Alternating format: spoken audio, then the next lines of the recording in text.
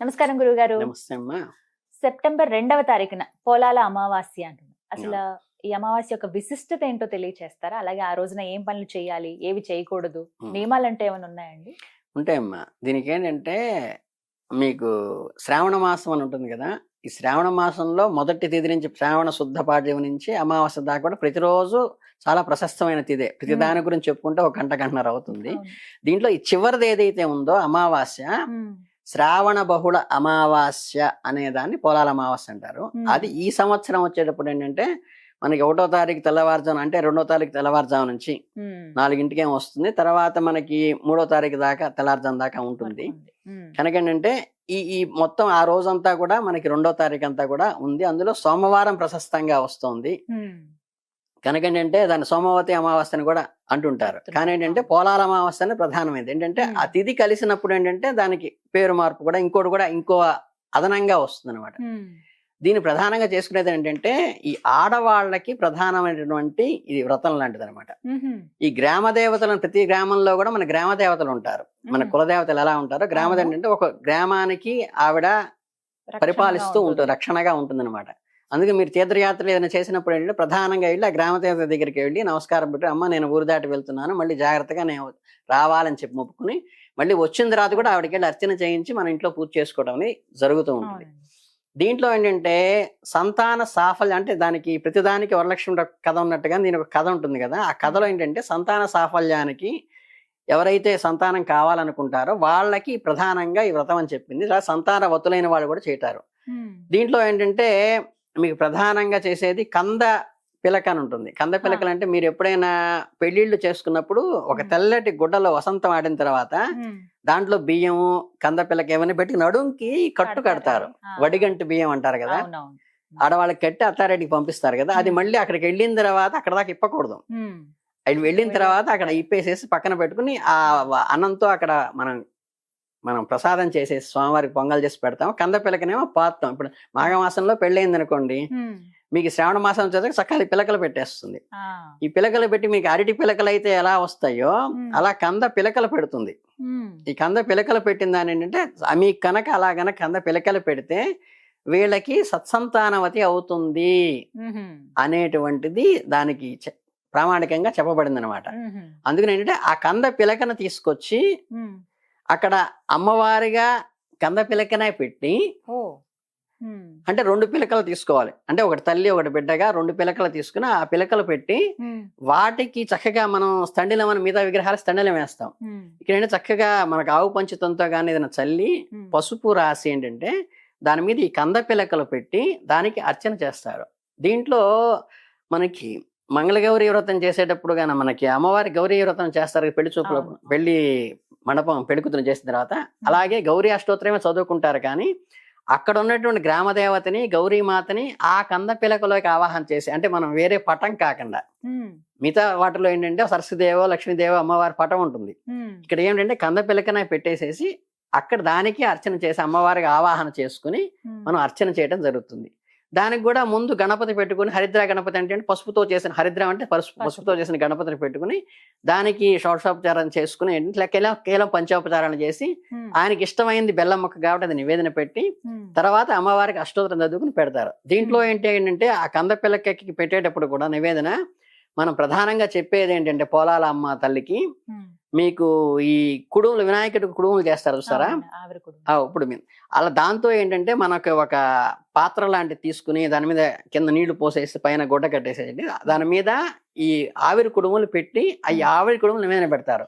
ఆహా. దీంట్లో కొంతమంది ఆచారంగా చేసేది అంటే మీకు పనస కాయ ఉంటుంది, పెద్ద కాయ ఉంటుంది కదా. ఈ పనస ఆకులు ఉంటాయి. ఆ. ఈ పనస ఆకుల్ని బుట్టలాగా తయారు చేస్తారు. ఆ.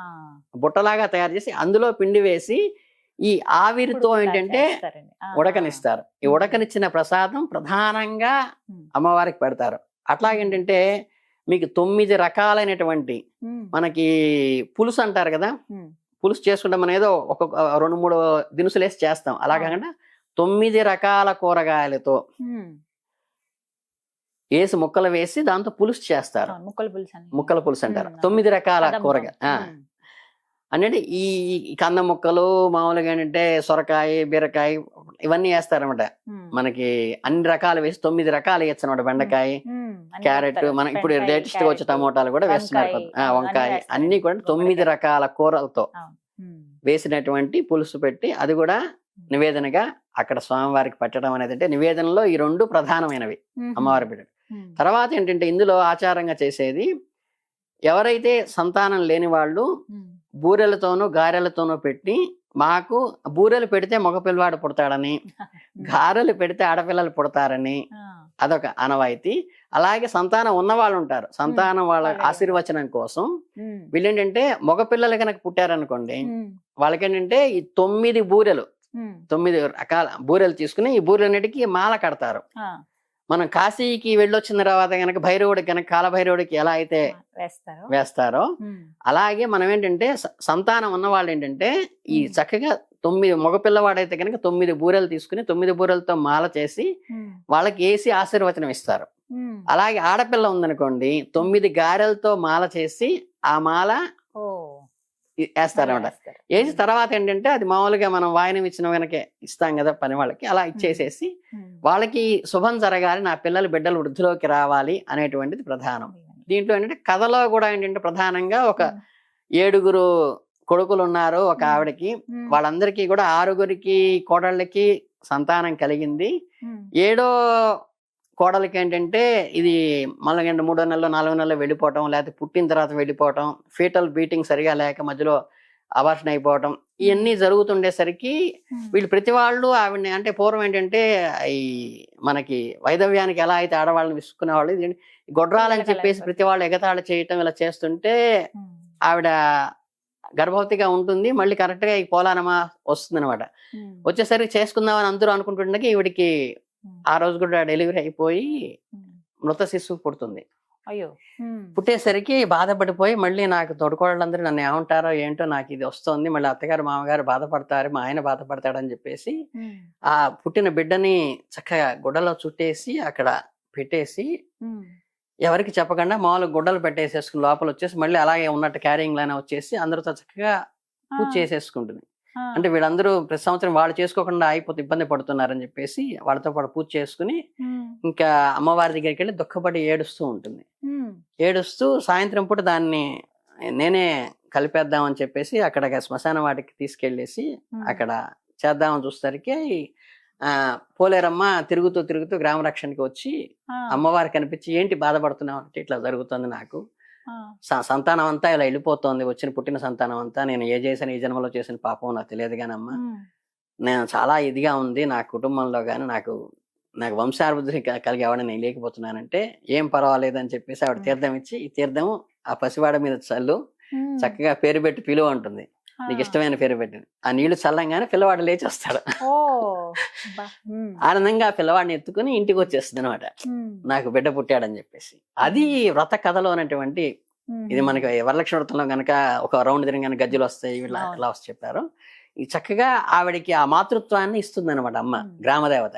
అప్పటి నుంచి ఏంటంటే మనకి ధార్మికమైన దేవతలు ఎలాగో గ్రామదేవతను ఏంటంటే ఈవిని రక్షించి ఆవిడికి సంతానాన్ని పునర్జన్మ ఇచ్చేసేసి వాళ్ళ వంశాన్ని నిలబెట్టింది. కాబట్టి ఆ గ్రామ దేవతలకి ఆధారంగా ఈ పోలాల అమావాస్యని ఆ రోజు ఆ అమ్మవారిని ఆ వృక్షంలోనే ఆవాహన చేసుకుని కంకణం కట్టి చేసుకుంటారు. ఇది ప్రధానంగా పోలాల అమావాస్య గురించి డీటెయిల్ గా చెప్పాలంటే ఏంటంటే ఈ కందమూలాగా ఉంటుందండి ఆనవాయితీ. కొన్ని ఇళ్లలో అయితే ప్రత్యేకంగా మనకి ఉంటుందమ్మా, ఖచ్చితంగా చేస్తారు. లేని వాళ్ళు కూడా చేసుకోవచ్చు, సంతోషం ఏం లేదు. పిల్లలు ఉన్న వాళ్ళని, సంతానం ఉన్న వాళ్ళని ఏంటంటే పిల్లలకి పుట్టాలనుకున్న వాళ్ళు, పిల్లలు వృద్ధిలోకి రావాలనుకునే తల్లులు చేసేటువంటి వ్రతం. అంటే ఆడవాళ్ళు చక్కగా చూసుకుని తన పిల్లల కోసం, తన బిడ్డల కోసం, తన బిడ్డలు వృద్ధిలోకి రావాలి అని చేసుకునేటువంటి వ్రతం. మగపిల్లలైతే పుట్టిన వాళ్ళైతే బూరెలు నివేదనకి పెడతారు, ఆడపిల్లలు పుట్టిన వాళ్ళైతే పెడతారు, పిల్లలకు కూడా ఆ మాల వేస్తారు. ఇది ఆ సంతానం వృద్ధి కోసం తల్లి చేసేటువంటి ప్రధాన వ్రతం, గ్రామ దేవతకి చేసే వ్రతం. ఇళ్లలోనే చేసుకోవచ్చండి, ఇళ్లలో చేసుకోవచ్చమ్మా. అంటే మన పెరడు ఉంటుంది కదా, తులసమ్మని పెడతారు కదా, అలా పెరడులో కూర్చుని మనకి చేసుకోవచ్చు. అంటే మామూలుగా అమ్మవారిని పెట్టుకునేటప్పుడు ఇంట్లో గోడకి పసుపు రాసి బొట్టు పెట్టి అలా కూడా చేస్తారు కొంతమంది. గోడకి మామూలుగా అంటే దీని రూపం ఉండదు, గోడకి పసుపుతో రౌండ్ గా చేసి 3 నామాలు పెట్టి 2 నామాలు పెట్టి మధ్యలో చుక్కలు పెట్టి అలా చేసుకుంటారు. ఈ మనకి పిలకలు కనుక కంద పిలకలు దొరుకుతాయి కనుక ప్రశస్తంగా కంద పిలకలు పెట్టి వాటికే చేయటం చేసుకోవచ్చు అనేది అంటారు. ఉంటుంది. 2 పిలకలు పెట్టాలి, ఒకటి కాకుండా 2 పిలకలు పెట్టాలి. ఉమ్, ఆ రోజు మామూలుగా ఏకభుక్తం ఉంటాము, ఉమ్, మళ్ళీ ఏంటి భూసైనం చేయటం, ఇవన్నీ మామూలుగా నార్మల్ గా అన్ని వ్రతాలకే ఉన్నట్టే ఉంటాయి. ఉమ్. కానీ ఏంటంటే తల్లి మాత్రమే పిల్లల కోసం చేసే, పిల్లల అభివృద్ధి కోసం చేసేది చేసే ఆడవాళ్ళు చేసేటువంటి ప్రధానమైనటువంటి వ్రతం నియమం పొలాల అంటే ఏం లేదు, అందరూ చేసుకోవచ్చు. అందరూ ఎవరైనా చేసుకోవచ్చు. సరే. అన్ని కులాల వాళ్ళు, అన్ని వయసుల వాళ్ళు ఎవరైనా ఆచరించుకోవచ్చు. చేసుకోవచ్చు. దీనికి ఇబ్బంది ఏం లేదు. ఉమ్, సంతాన వృద్ధి కోసం, సంతాన సౌభాగ్యం కోసం, సంతానం బాగుండాలని చెప్పి తల్లి మనసుతో కోరుకోవడానికి చేసేటువంటి ప్రధానమైన వ్రతం. సెప్టెంబర్ 2. సెప్టెంబర్ 2 పూర్తిగా ఉందమ్మా. చక్కగా ఆ రోజు అది వివరించారు చేసుకోవచ్చు. ఉదయాన్నే తెల్లారుజామున చేసుకోవచ్చు. లేకపోతే ఏంటంటే మనకి వ్రతకాలం అని ఉంటుంది. వ్రతకాలం అంటే ఏ వ్రతమైనా చేసేటప్పుడు సూర్యోదయం నుంచి సూర్యాస్తమయం దాకా 5 భాగాలు చేసి మొదటి ప్రాతకాలం అంటారు, రెండవ దాన్ని వ్రతకాలం అంటారు. అంటే 9 నుంచి 11 దాకా ఆ వ్రతకాలంలో చేసుకుంటారు. అదే శ్రీరామనవమి లాంటి కళ్యాణాలు మధ్యాహ్నం అభివృద్ధి నగలను 12కి చేస్తారు, అపరాహ్నం అని 3 నుంచి 5 దాకా చేస్తారు. శివరాత్రి లాంటి అర్ధరాత్రి చేస్తారు. ఈ 9 నుంచి 11 దాకా వ్రతకాలంలో చేసుకుంటారు. చేసుకోవచ్చు. సోమవారం వచ్చింది మనకి. సోమవారం వచ్చింది కనుక మనకి ప్రశస్తమైంది, శివుడికి కూడా అనుకూలమైంది. గౌరీ అమ్మవారికి చేసేటప్పుడు ఆయనకు కూడా మనం నమస్కారం పెట్టుకుని చేసుకుంటాం. చక్కగా వివరించారండి. చాలా నమస్కారం. సంతోషం.